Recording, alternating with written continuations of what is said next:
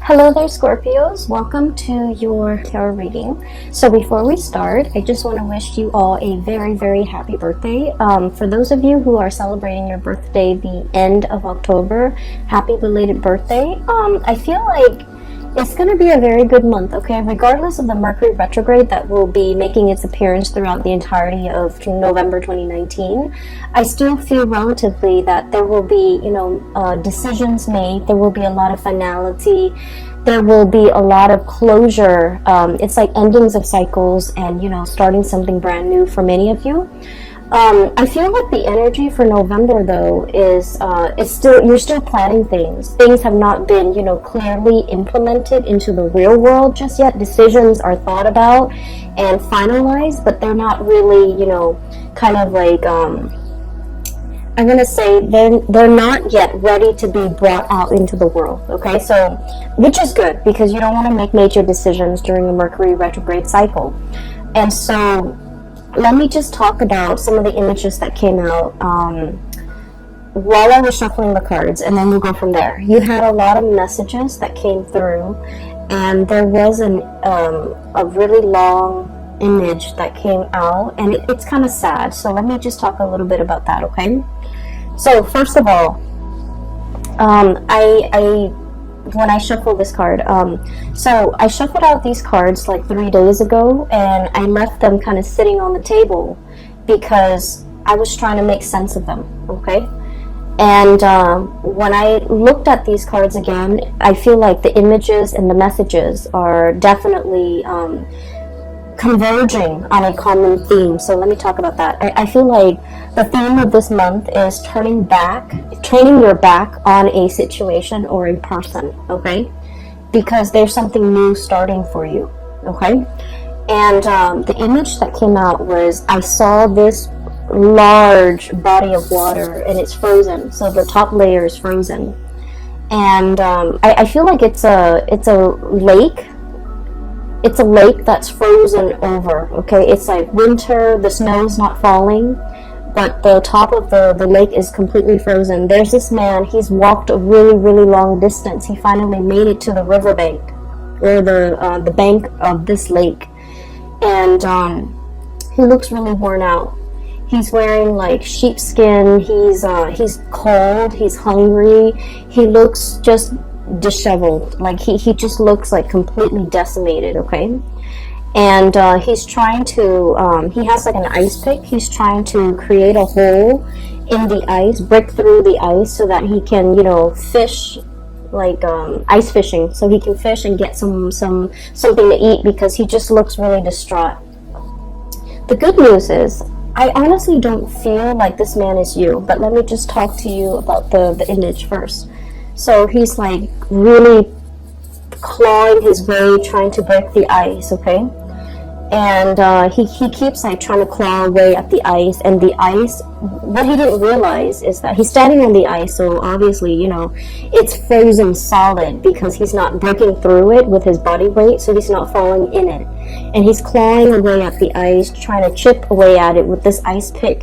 He's frustrated, he's weak and tired, and he's hungry, and he tries to claw and claw and claw at it, but it won't break open, okay? It just won't break open. And then I just hear him just kind of like crying, okay? I would not want anybody to be in this situation. It's like sheer desperation, exasperation, tired and frustrated and hungry, and it's just like you're feeling, like defeat, okay, like total utter defeat. So what I'm hearing is, I feel like you're the lake, okay, not giving in, not giving slack, frozen over, meaning that you have turned very, very icy and cold towards a person or towards a situation in your life. The other person might be trying to claw their way back in, might be, trying to reach out, might be trying to communicate with you. And all they get is this just really thick, icy exterior that's not giving way, that's not reciprocating, that is not in any way helping this person.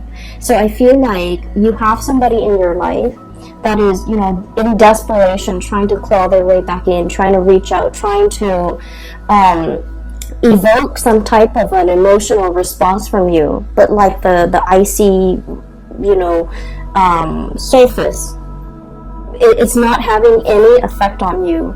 The effort is futile, and I just feel like you've definitely turned your back on a person.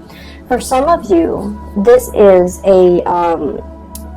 I feel like for some of you, this is a family member. If you've had like an estranged relationship with a family member, especially like a parent, I feel like this might be indicative of a parent where you've had to kind of like shut down your emotions in order to deal with this person.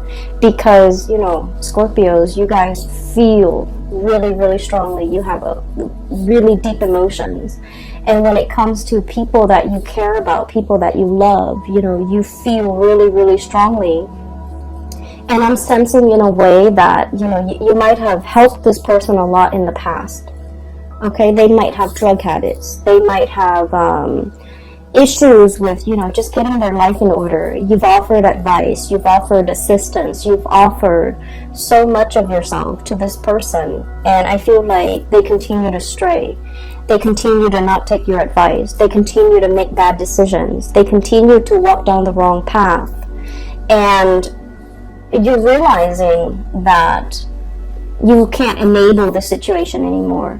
You can talk till you're blue in the face. If they don't choose to listen, it's because, you know, they have to go through their own karma. They have to make their own mistakes. They have to learn from hitting rock bottom. Okay, so unfortunately, I feel like this is a situation where time and time again, you've tried to help, you've tried to ease the situation for another person, but now you're standing strong, you're holding firm, and you're not able to give your energy to this person anymore. For others of you, this is definitely an ex. Okay, this is definitely an ex. I feel for some of you, it's somebody who, you know, like, I don't get that sense of vengeance, okay? It's not like, oh, you did this to me, now I'm closing my doors to you. I don't get that. I just get that you have distanced yourself. Like, the emotions are no longer there. Like, you're no longer in love with this person. And I feel like they're trying to claw their way back in. They're trying to reach out. They're trying to communicate. They're trying to revive, you know, whatever emotions or feelings that you have shared in the past. They're trying in sheer desperation to reconnect, to communicate, to explain themselves, even for some of you, very small minority. And then others, it's just like they're trying to reach out, they're trying to find a friendly face, they're trying to exact sympathy, they're trying to, you know, find warmth, find some support. And I feel like you're just indifferent at this point. And so you're not going to be giving your energy away. And so I definitely see a major eclipsing of somebody out of your life, okay? And the card that really came out very strongly, and I got the same card for Virgo, and the energy is very similar. So if you're dealing with a Virgo, I feel like that might be the case. If you have Virgo strongly aspected in your chart, like your sun, your moon, your rising might be in Virgo, or you have a lot of planets in that house of Virgo, in 6th house, or even, you know, a lot of placement in Virgo, I feel like this reading might resonate with you. So the card that came out for Virgo that you also received was this really powerful card, okay? This has very strong Egyptian symbology, and when I saw this card, it was just really striking, and it was really powerful. It indicates to me some sort of an eclipse, okay? And I feel like it could be the moon covering the sun, or the earth, the shadow of the earth covering the sun. And the sun indicates a very strong masculine energy. It indicates the self, the ego. And so I feel like for some of you, there is a major male figure that is eclipsed out of your life. Okay? So, and I'm seeing, like, you know, like potentially a brother you try to help, but you can no longer help. A father, you try to, you know, tell them what's like the rightful path to walk towards. And, you know, against their better judgment, they're not able to get there. So you've had to eclipse somebody out of your life. And for some of you, a past relationship partner, somebody who might have been very ego driven. Okay, it's all about me. It was not about the relationship. It was just they were hanging on to this relationship with you mainly because, you know, it stroked their ego. It made them feel good. Whenever the world has dealt them a blow, they come running back to you. And so I feel like you are turning your back, literally turning your back, eclipsing something or somebody out of your life, okay? Mainly because you understand that you can no longer give yourself to this situation. And then I also feel what's right underneath it is the Ace of Cups, okay? Once upon a time, there was great love involved in this relationship. And now you're in a position where you can no longer feed into this love. Some of you, the love has run out. And so you're turning your back and you're kind of... They can scratch, they can pick at it, and I feel like you're just not giving any more of your energy. I feel for some of you, this love is eclipsed because there is a new love that is as comparable. The message I'm hearing here is once upon a time, okay? So I feel like there was the beginning, whatever that situation is or whoever that person is in your life. It was a very fairy tale, puppy love, like overly romanticized, overly idealized type of a love where you thought in your naivety, okay? And Scorpios, I say that very loosely because you guys are very realistic. But a lot of the times the emotions can take over, and you know, we're all guilty of this, where we see things and we romanticize things and we imbue characteristics into a love situation that might not be there. So I feel like you might have been a little bit blinded by this love situation, or it started in such a fairy tale romance that you thought it was going to be that way, and I feel like, you know, something happens, there was a wrench in the works, there were a lot of ego issues associated with this union where the other person was not ready for the relationship. They're not ready for the responsibilities. Even if it's a family situation, they're not ready for the responsibilities. If it's a father, if it's a mother, for example, they were all about themselves. They weren't about being a good parent. If it's a love relationship partner, they were all about me. They weren't about the partnership. So I feel like it was a rude awakening for you, and it took many bouts of disappointment for you to get to this point. And then some of you have found somebody new, okay? The Ace of Cups is about new love, and I feel like for many of you there is a new love that is just as amazing and fairy tale like. But I feel like this new love is built on mutual goals, mutual career paths, mutual like expansion. It's built on something very solid. We have here the Three of Pentacles. I see this as like communication that is all about self-improvement, okay? Constructive criticism, giving and receiving, but also like learning how to be a better partner, learning how to be a better friend, learning about responsibilities, learning about, you know, equal give and take. So this is a card that is very it's very oriented when it comes to like consultation, asking other people for advice, receiving feedback, not being defensive when it comes to constructive criticism. So in this new love relationship, there's a lot of growth, there's a lot of room for expansion, there's also just, you know, a lot of admiration and a lot of like working together to build something of greater value, whereas in the past the situation has not always been positive. So now you're in something new. And we have here the Three of Wands, waiting for your ship to finally come in, letting go, you know, untying, okay, unraveling of this ribbon here to get rid of baggage, to get rid of emotional baggage or like self-defeating things that we tell ourselves, or just, you know, burdens from the past, in order to free yourself for this new love that is in the picture for you. So that message and the image came in very powerfully. So I feel like a lot of the times, and this is why, you know, a lot of people don't like Mercury retrograde. I don't like it. I have a lot of air, and it affects my communication. And I'm an Aquarius, so it also affects a lot of electronics around me. They malfunction, like just left and right. So I don't really enjoy Mercury retrograde cycles. However, the best insights that I've ever come to terms with, the best long-standing problems that I was not able to solve, the solutions come in during Mercury retrograde cycles. And things that I thought I could put up with, they kind of implode, and they become very overwhelming. And it's basically a signal for me to let things go. And I feel like you're coming across very similar energies where you weren't really sure which way to go. And this Mercury retrograde cycle pretty much solidifies your decisions, okay?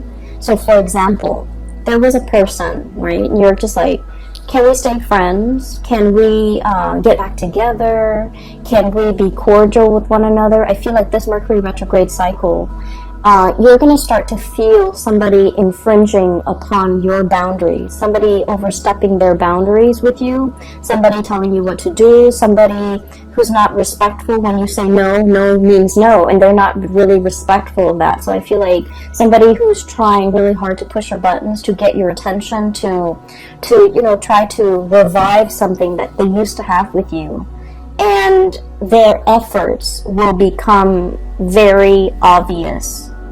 The way they go about it will not be pleasant. And I see that you're going to start to realize that, you know what, this is their pattern. This is like a running theme with them. You're going to be able to be you're going to be sensitive to the imbalance in the relationship with them, to the point where you will make up your mind not to tolerate it and eclipse this person from your life, okay? So I definitely see a lot of unraveling, okay? No longer being bound to something and moving ahead to a new love situation, a new environment where it's a lot healthier, it's a lot more about communication, it's a lot more about growth and expansion, and walking towards somebody that is a lot more compatible and a more like you. But the bottom line is, I feel some of you are able to leave the past behind because you have the support of a grand new love, okay? So the first 6 cards are pretty much reinforcing the energy of that image I'm seeing. Okay, so here's the thing. I mentioned this with Taurus, okay? So Taurus is a fellow fixed sign, and this is a common theme when it comes to fixed signs, okay? So Taurus, Leo, Scorpio, and Aquarius, okay? Being a fixed sign basically means that, when we say we're going to do something, even if we're sick, even if we're on our deathbed, we drag ourselves out of bed in order to finish that thing because we promised somebody we would do it. So there's a lot of, I feel like, it's like you're a man of your word. You're a woman of your word. When you say you're going to do something, people hold you to it. They have a great deal of respect for you, how trustworthy you are, as well as how stable and dependable you are, okay? It's a very strong virtue of a fixed sign. And then the flip side of that, okay, the shadow side of being a fixed sign, especially for you guys, Scorpio, is that you hang on to situations for a little bit too long, okay? You have those pincers, okay? And then you grab onto situations, even when something is not good for you, okay? Mainly because I feel for you guys, it's that emotional investment, the sunk cost, okay? I've spent this much amount of time on this person, and I feel like a lot of the times, your emotions take over. When you're in love, you love desperately with your body, your heart, your soul, and it's really hard for you to hold back when it comes to somebody that you love. You would go to the ends of the earth for the other person, okay? That's how devoted you are. And I feel like there was a situation in the past where you gave so much of yourself. There was nothing, there was like barely anything left for you, okay? You ran yourself ragged for this person, and then you realize that I feel like it took something away from you. You know, it was like one of those things where, yes, you can recover from it. You can step away, start your life all over again. But it did something to you. It knocked that sense of naivety from you. It taught you a lot about, you know, loving yourself first. It taught you a lot about, you know, setting healthy boundaries. And it taught you a lot about, you know, really putting yourself first more than anything. Okay, so in this situation, I feel like there's a lot of fears. Okay, so like in this new love situation, everything is very stable. There's great communication. There's great passion, chemistry. But you don't want to play the fool. You're not going to rush into it, you know, with a blindfold on. You're still going to be very methodical. You're still going to give all of yourself to this relationship. And I feel like in the back of your mind, it's always like, you know, when is the other shoe going to drop? When are the temper tantrums or the selfishness from this person going to come in? But I feel like you are aware that you're dealing with a new person. You are aware that there's a lot of great communication here. You are aware that this situation is very reciprocal. But you're still perpetually, you know, skeptical about the connection. So that's the first thing. I feel like you guys have really strong intuition, but when you're in love, you overlook a lot of things, okay? So I have here the Magician, sleight of hand, okay? So the words that come out with this card here is like concealment, okay? Distraction, a red herring. Somebody creating a distraction to kind of like lead the audience or the viewers to focus on something else that they want to show rather than something else that other people might be curious about. So it's like sleight of hand, the trick, okay? It's like the trickster. Not that you're dealing with somebody like this, but I feel like you are very, very skeptical, and you are also trying to unearth. You are also trying to like figure out information. You're also trying to like you're basically trying to cover yourself so that you don't get hurt. So I do see a situation where you're potentially, you know, you're curious about a lot of things. I also feel like, you know, looking at somebody's social media, I'm also feeling like wanting to access somebody's cell phone, wanting to access somebody's social media, just to see what they're up to. Mainly because I feel like there isn't cause for concern, but I feel like you're curious, okay? And I feel like there was a past situation that left you feeling like I need to, you know, preemptively find out these things just to make sure they're not doing anything. Well, the problem with that is whenever we set out to confirm a negative, so for example, I want to make sure, you know, so just for an example, okay, I'm dating Bob. I want to make sure that Bob is not cheating on me. I'm going to go through his cell phone. I'm going to go through his email. I'm going to go through his, Instagram account just to make sure that he's not talking to another girl. And so I hack into his cell phone, hack into his Instagram, check all of his emails, and then I find nothing, okay? So I'm trying to confirm a negative that he's not cheating on me. And so, you know, I find nothing. When I find nothing, I'm actually very happy.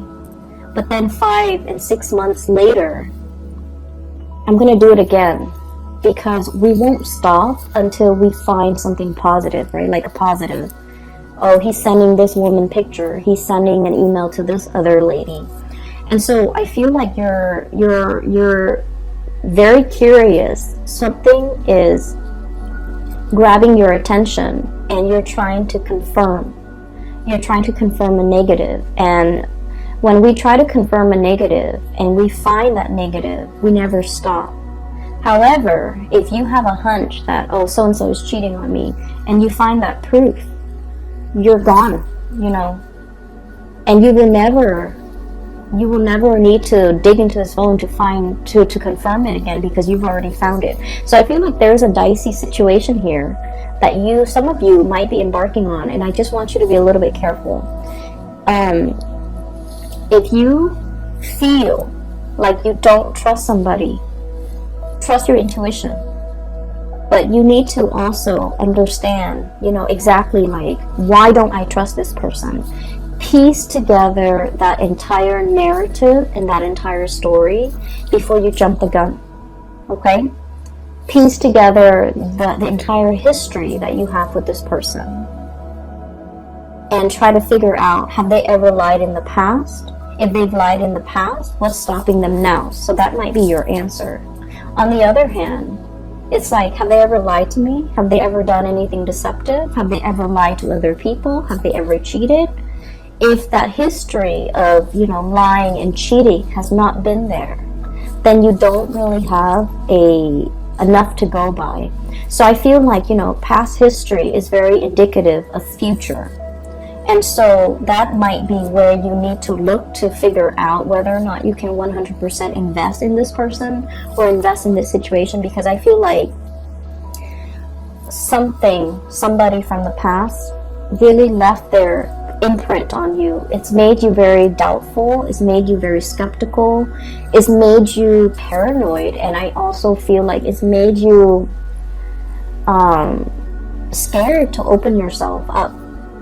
Okay, it's made you like jaded when it comes to people, and so you're just trying to protect yourself. So I feel like if there are like hunches and things like that, it's not really stemming from something that is it's not coming from this relationship or this person. I feel like it's the fears and the insecurities that the previous person has caused, okay? That's triggering things in you, okay? So that's the first 6 cards that I am sensing here. There was another message that came through. I wrote it down because I've had this spread laid out for the past few days, but I just could not get a coherent message, but now it's coming through. Okay, so what came through is this Emperor, and I'm hearing that Beatles song, I'm the walrus, but I'm seeing this person, okay? This is a person who is like a person in a position of authority, okay? He's the Emperor. He rules empires. He rules kings. He has a lot of wisdom, a lot of he has wisdom, he has experience. He's just really, really good. He's somebody that everybody comes to for advice, for guidance, for answers, okay? However, I was looking at this card, and then the message that I'm hearing is the sun is setting on his reign. The sun is setting on this empire, meaning it's going away. The power, the prestige, the heyday, the glory, I feel like it's fading, okay? I feel like you're looking at a person, and you're dealing with a person who once upon a time was very, very powerful, and you're seeing them for the very first time, and I feel almost like they're trying so hard to like hold onto and grip onto that youth, what used to be, memories of the past, and they're not able to let go. And I feel like they're stubbornly clinging onto it and not being able to, accept that the times have changed, accept that things are different now.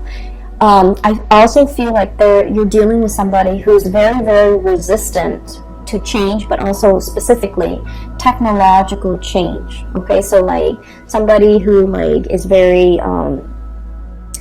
anti, computer, for example. Okay, They're not very technologically savvy. They refuse to learn. They, even though it will make their work so much easier, it will make their life so much easier, they refuse to learn. And I feel like they're so deeply ingrained in the past that they're refusing to do anything differently. So you're dealing with someone who is extremely stubborn. It's like my way or the highway.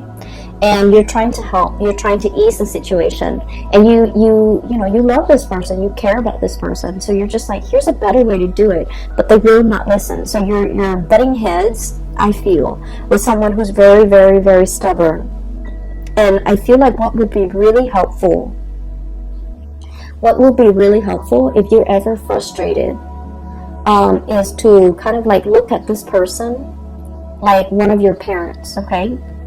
What do you love about your parents? You know, they're definitely from a different generation.